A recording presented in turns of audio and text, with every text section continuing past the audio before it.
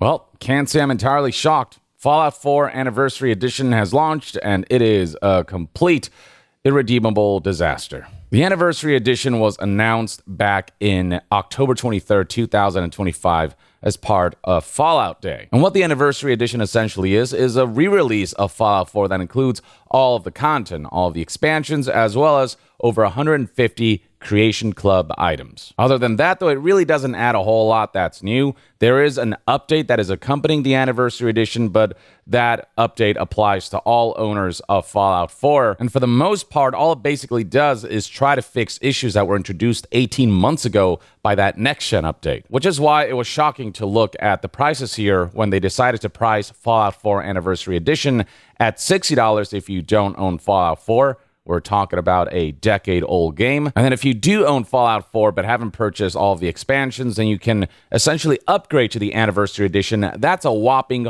$40 for nearly decade-old DLC. This also includes the 150-plus Creation Club items. Now, if you do own the expansions and the base game, then you can get the creations separately for a bundle that costs $20. These prices are plain and simply excessive. Even previous Anniversary Editions from Bethesda cost significantly less while offering more content, with Skyrim Anniversary Edition, for example, costing $20, and its Creation Club content many felt was far more substantial than what Fallout 4 brings to the table. I mean, sure, 150 plus Creation Club items sounds like a lot, but a lot of that content are simple skins and simple like new weapon additions and stuff like that don't justify that kind of price point. And Bethesda knew that those prices weren't going to go down well, which is why they didn't reveal the price point for the Anniversary Edition until launch day, which is its own brand of egregious and shady. And then we get to the actual launch of the product, and somehow, despite having all this time to re-release Fallout 4, at least in a better technical state, it still comes out in an unacceptably shoddy state. So much so that if you look at top comments on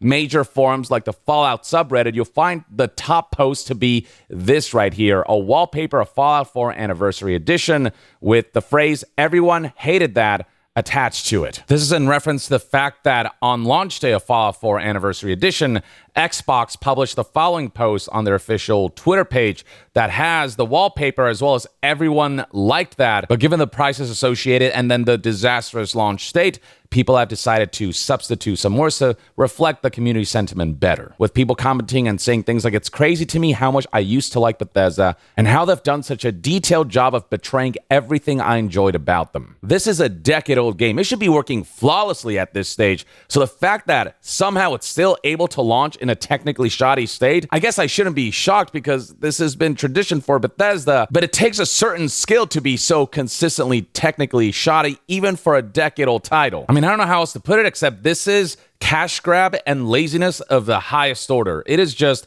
a complete abuse of community goodwill. This is just a blatant attempt to take advantage of your community. For how much they're charging for this Anniversary Edition, the very least they could have done is made it technically as flawless as you can make it. But instead, what people are discovering when they log into Fallout 4 is stuff like this. The Creations Club menu right now is broken, where people just aren't able to access the items or they get stuck on loading screens. Here's somebody commenting on this by saying that, "Can Bethesda just please leave Fallout 4 alone and let it rest? Every change they make to this game just screws it up. I can't even get back onto this menu. I'm just stuck on the main screen with no UI." Here's somebody else trying to preview one of the Creation Club items and not being able to, which is especially an issue when this one costs money. It costs $8 for this Pip-Boy skin, and you're not even able to preview it before spending money on it. Now, Bethesda is aware of the issues, with somebody on Discord, a representative of Bethesda, saying, "Thank you for your patience while we worked on the Fallout 4 Creations menu. Access to the menu has resumed. We're actively investigating an issue affecting the delivery of Creation Club content after purchasing the Creations Bundle or Anniversary Edition. Currently, there may be a delay between completing your purchase and seeing the content marked as owned in your account. We expect to resolve this as soon as possible." So sure, Bethesda's working on it, but for a decade-old game, for a re-release of a decade-old game that's priced as high as it is, this kind of technical flaw is unacceptable. This kind of friction and inconvenience after all these years at that level of price point is just something that people are not willing to let go. People are mocking Bethesda, saying things like breaking a 10-year-old game on its anniversary classic. Because yeah, Bethesda's done this before as well. But the issues stem further than just Creation Club stuff. Even the stability of the game has been further compromised, with tons of folks experiencing crashes. So for example, right here we have a Reddit user who posted that I updated the game, was given the anniversary upgrade, and now it crashes the console menu, even trying to start it. Great job. And then responses highlight that there are tons of people who are experiencing similar issues. There's even videos out there already online. On Twitter, for example, you'll find this post by Colt Eastwood saying, Fallout 4 Anniversary Edition, everyone, and it crashed. I mean, not only is it bugging the hell out graphically, but beyond that, if you scroll down further, you'll find a response from Colt Eastwood, who posted a screenshot of Fallout 4 just crashing. Here's another testimonial from an individual who said Fallout 4 Anniversary Update breaks game and adds nothing more than a UI update so that you can pay for mods. Even after trying to uninstall the game and reinstall it, this individual is experiencing tons of issues, whether it's accessing Creation Club stuff, whether it's some of the Creation Club items that they already own not being able to be downloaded for some reason. And then there's all of the broken mods, which we expected to happen, which Bethesda kind of warned us about, but it happened on a pretty great scale. It's not something that is minimal. Right here we have somebody saying my existing playthrough got nuked and almost all the mods on that load order are now incompatible with this patch. And look, it'd be one thing if this re-release enhanced Fallout 4 so much and in such substantial ways on, I don't know, graphical level, performance level, technical issues level, on a gameplay level, that it makes it worth it to break the mods and have to rebuild them for this specific edition. But this Anniversary Edition does nothing but offer inconveniences. And beyond that, those who have dived deep into the Anniversary Edition have talked about how loading times are still far too long. They've also confirmed that crashes are fairly frequent, that this Anniversary Edition breaks new things, and the only selling point of the Anniversary Edition, which is the inclusion of all of these Creation Club items, that selling point is a major disappointment, especially even compared to Skyrim's own Anniversary Edition, which included Creation Club items that felt far more substantial in content. And with the Creation Club content being the only real major addition to the Anniversary Edition package, the fact that that aspect is kind of broken at launch and people are having trouble downloading stuff or accessing menus and whatnot on that front, it's embarrassing. At the very least, people were hoping that with these patch notes, it would hint that Fallout 4 Anniversary Edition would fix a lot of issues that Bethesda themselves introduced with the next-gen update of Fallout 4, that for many destabilized the game in tons of areas and broke a lot of features. And not only is it crazy that it took them 18 months from the release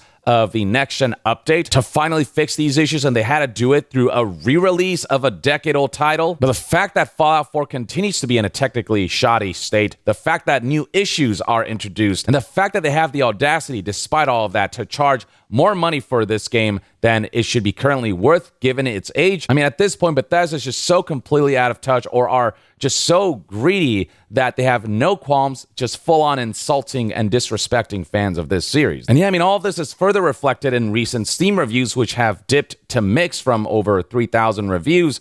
And I imagine that those reviews will dip even further into negative, and maybe even mostly negative, based on the kind of feedback that this package is receiving. One of the top reviews here from somebody who's played 760 hours of Fallout 4 reads, "Thank you, Bethesda Game Studios, for your graciously offering me the chance to pay $40 for a game I've owned since 2015.